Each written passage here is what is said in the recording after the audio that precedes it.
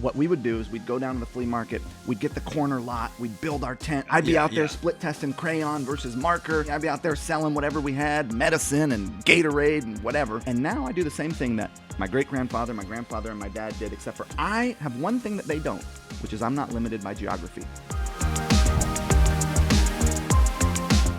I went straight from high school to New York City to play poker for a living, which I did really well as a teenager and into my early 20s. It was really fun, but eventually I sort of came across the concept of not trading time for money. Within my first 60 days of that business, I made my first sale. And I sold a Fu Manchu mustache to a woman in Minnesota. And I was sitting on a couch on the Lower East Side of Manhattan in Chinatown in an apartment that was no bigger than this desk. I thought, this woman has no idea who she has just purchased from. Like, she thinks she bought from a real company, and I'm just some kid like on a couch, you know? Everybody tells you that the best product wins in the marketplace. That is not true. The best promise wins in the marketplace. And the product has to live up to the promise that you made.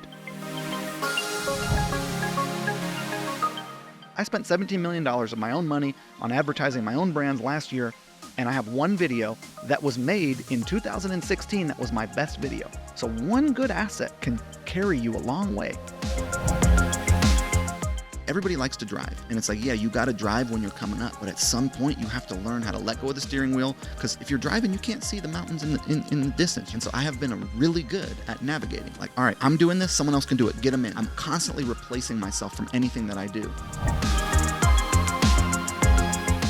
Have fun, make good things, and be profitable. And if you can do that at any scale, $50,000 a year, $500,000 a year, $5 million a year, you have won the game that we call business.